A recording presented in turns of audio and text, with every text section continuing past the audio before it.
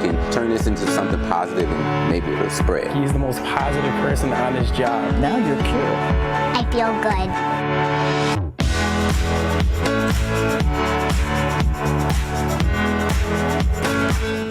Good morning and welcome to Positively Milwaukee. We hope you're having a great Sunday morning. A lot of hopeful stories for you today. We're going to tell you how you can help a charity and feel like you're on the hit television show Friends. And we're going to go to Grafton, where the owner of a restaurant says customer support brought him to tears. Plus, how a local teenager is inspiring others after being spit in the face by a woman during a Black Lives Matter protest. But first, we go to a place that has a noble mission: provide meals for the hungry and help people overcome addiction. It's giving many people second chances. This Glendale warehouse is filled with more than food for the needy. Inside, stories of hope. Workers who've gotten another chance after major setbacks, people like Pierre Young. I was in prison because I was lost, but I thought I had it all. I gave glory to myself. Young, a former preacher, admits ego, substance abuse, and domestic violence landed him behind bars. I lost control of myself because I was drinking and thinking it was okay to go to the bar on Saturday night and Sunday be in front of the congregations. I started drinking when I was 10. So started doing drugs when I was about 12. So that's all I knew. But when Young got out of prison, Just One More Ministry and Chris Capper was there. We have to be understanding that people walk in different shoes than we walk, and there's a reason that they're acting or reacting the way they are, and we should be teachers. They stuck by me through me going to prison. I got out and I needed food. So I called them. Oh, come get food. Next thing you know, I'm working again. We have a very dynamic relationship, if you will, but it's God-based. Now Pierre is sober and deeply remorseful for those he hurt. The pain I put my mother through, my children, my exes, just society as a whole. Me being a man and behaving like that. I can't even believe it now, you know, that I actually thought the way I thought and did the things I did. And Young is not alone. Vince Reynolds has also found peace working here. Reynolds has never served time, but he got involved with gangs as a young boy.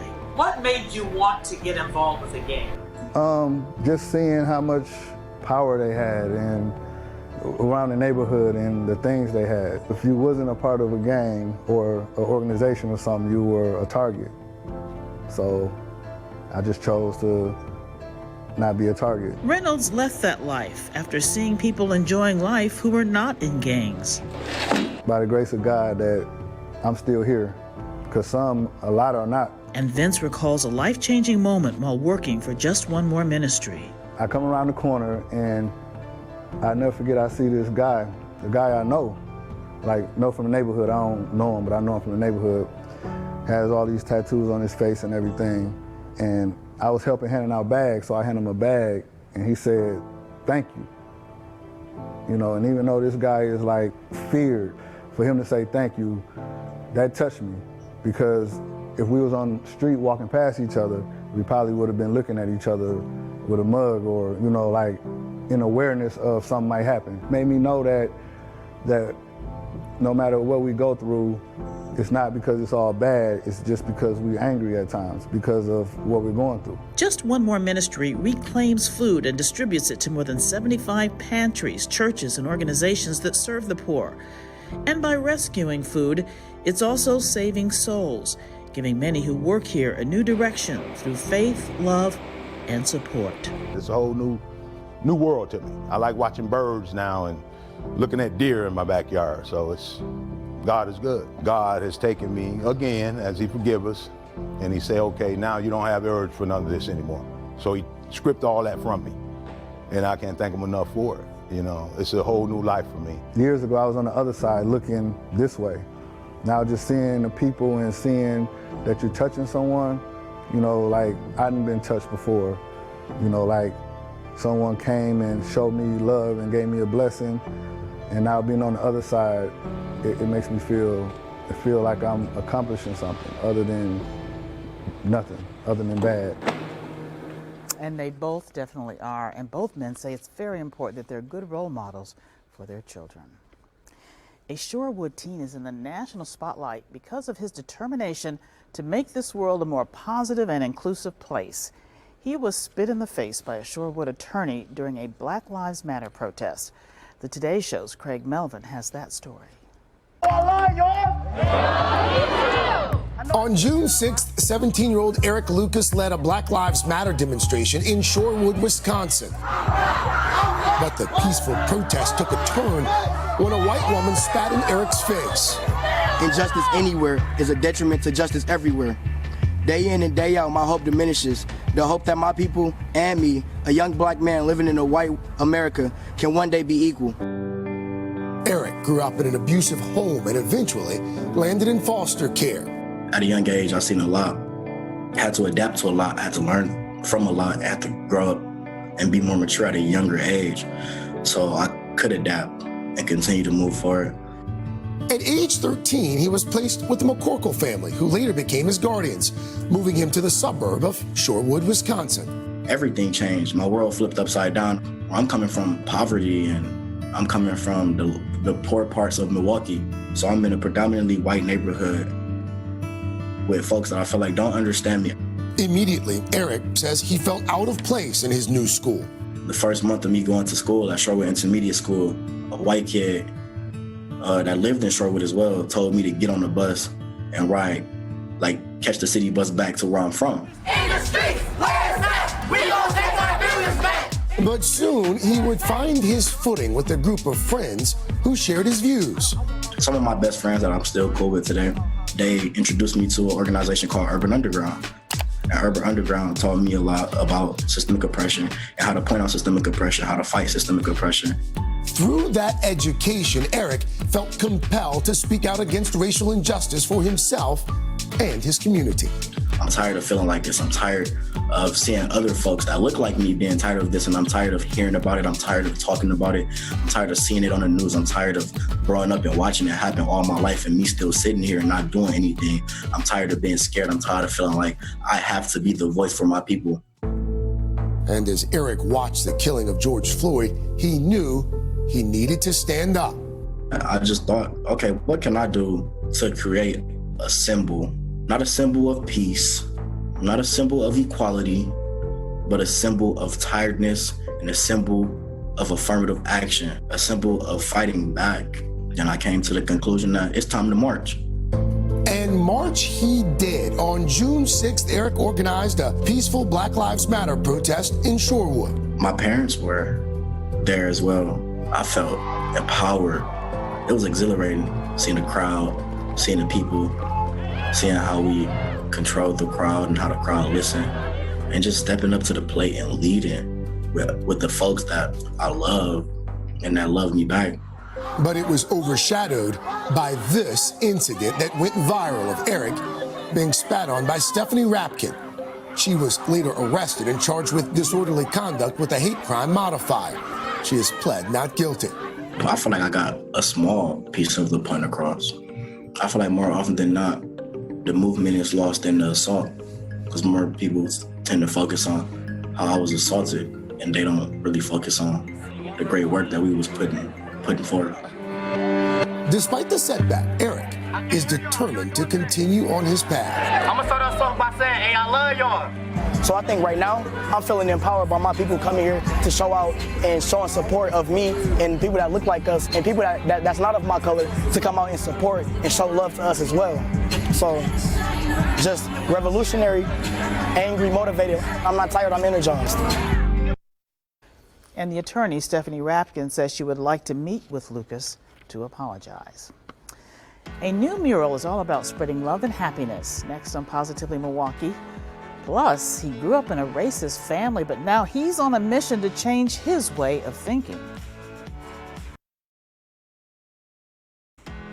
Welcome back. Is there hope to unite our divided country when it comes to race? This next story might make you say yes. As Sean Gallagher reports, The answer may be as simple as dialogue.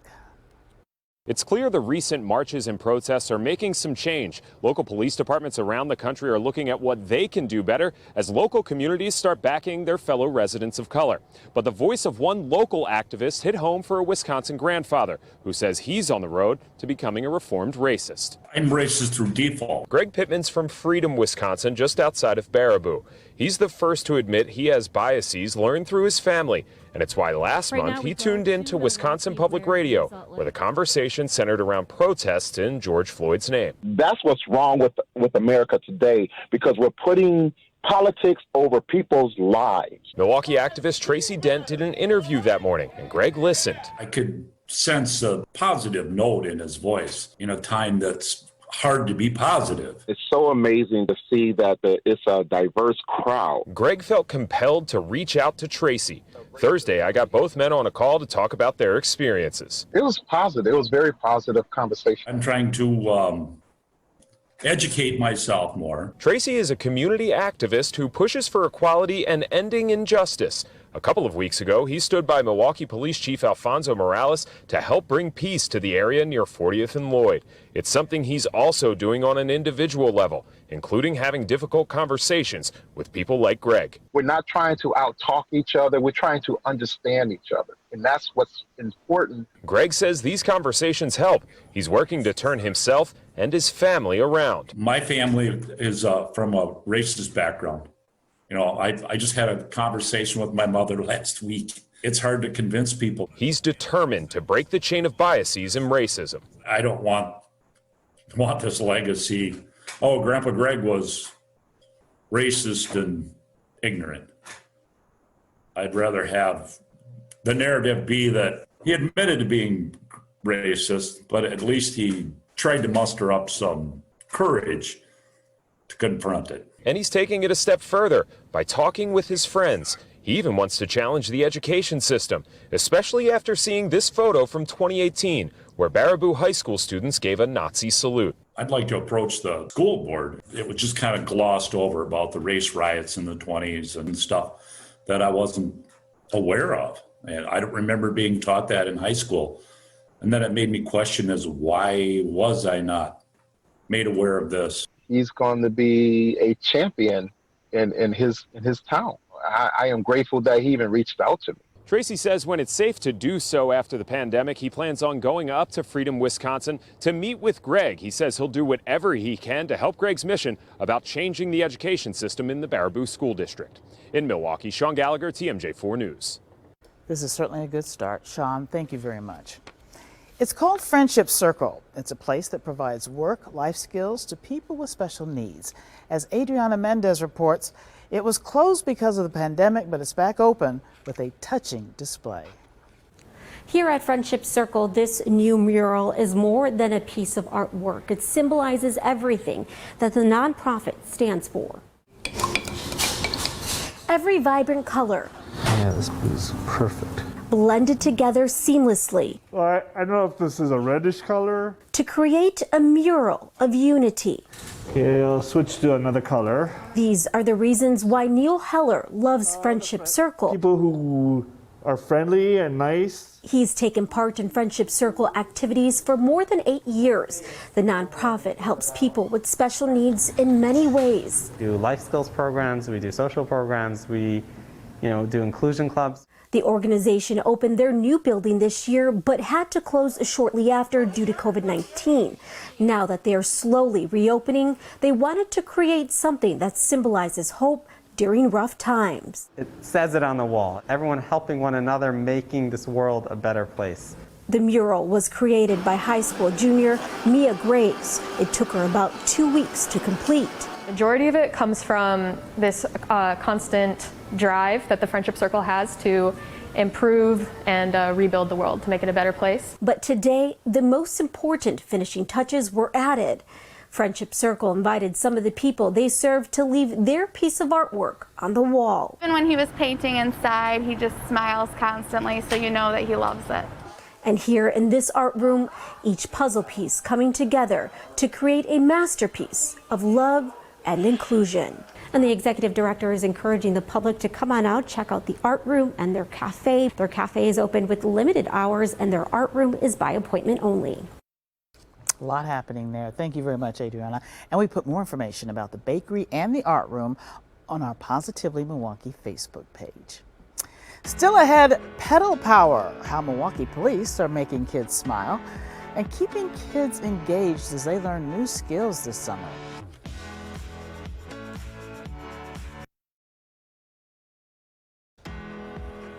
Welcome back. We know this pandemic is especially tough on people who own restaurants.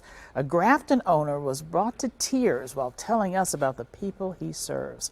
Rod Burke spent time at the Ale House. Mike Stoner has owned the Milwaukee Ale House in Grafton for 9+ years. He, like many other owners, have been deeply touched by the outpouring of community support they've gotten through this global pandemic. Broke down a couple times. I still do. Yeah. It's hard. People that come in here are loyal and they mean something. And I try to provide what they're looking for. As heartwarming as he was with us today, Mike continues to put his customers and employees first as they bounce back. Still need to stay focused. I also have to take care of all my employees. I have over 100. So I feel responsible for their income and I want to make sure that we're not going to disappear. I got to make sure that they still have health insurance. We've kept it going. We haven't had to, stop it. This ale house is gorgeous with a lot to offer. You can rent out the second level for parties. And we can't forget about the food and beer. Beer is our signature, if you want to call it that. We've got great MKE beers, but we've also expanded that lineup. And I have things from Three Floyds, and I've got War Pigs, and all kinds of fantastic beers that are available. Ale House cheeseburgers are always going to get you. I mean, that's what we do the best. I mean, we do a lot of things well, but cheeseburgers sell more than anything. The Milwaukee Ale House in Grafton is open up Monday through Saturday from 11 a.m. to 9 p.m. Also open up on Sunday for a great brunch. And the recommendations here are the Ale House burger and their cheese curds. Here in Grafton for We're Open, Rod Burks, TMJ4 News. Rob, thank you very much. And we can all give our restaurant owners virtual hugs. All we have to do is support them. And a reminder, there is a lot going on in our area that gives us all reasons to smile. First off, Mesmer Catholic School is working to keep its students busy and engaged this summer. Volunteers handed out hundreds of summer activity packages to Mesmer students. They include things like jump ropes, cards, novels, and games. Way to go. Another reason to smile, a Milwaukee program that is helping some kids stay focused during the pandemic. Tony Atkins tells about this one. A socially distanced room of 10 to 15-year-olds gathered to listen to a veteran Milwaukee fireman speak about financial literacy. They soaked it in. They took notes. You feel like you're at home, but you're learning something new every day that you feel like you can apply to your everyday life. The group makes up the Junior Youth Action Council, a program put together by the West Care Foundation in Milwaukee. They meet 3 times a week for 8 weeks to learn about financial literacy, community service, and other life skills. In the end, they each get Chromebooks to take home. Some of our guest speakers consist of judges, law enforcement, county executive, aldermen. Travis Landry organized the Junior Council. He says during this pandemic, keeping the youth learning was the goal. They're starting to talk a little bit different now. They're having plans to go into high school and going off to college and doing better things. All because of weekly interactions with positive role models during the dog days of summer. It made me feel like I'm at home. If we feel like I'm safe, like nothing's gonna happen to me because I'm around new people that do things that I haven't done. And while there are many negatives to the pandemic, these moments shine brightly. They do, Tony. Thank you very much. The Junior Youth Action Council is run by West Care Wisconsin, and we put a link on our Positively Milwaukee Facebook page. Well, we all know about Friends, one of the most popular TV shows of all time. Digital reporter James Groh shows us how you can take a seat on the orange couch for a good cause. coffee and the couch from Friends, you'd think we're on the set of Friends, but no, we're in Twin Lakes. This couch is one of 20 in the world. The other 19, Warner Brothers got them somewhere in storage. True diehard fans that will come in here, act out scenes, they recite the lines to the show. It's just funny. I mean, it's a great, if nothing else, it's a great people watching experience for sure.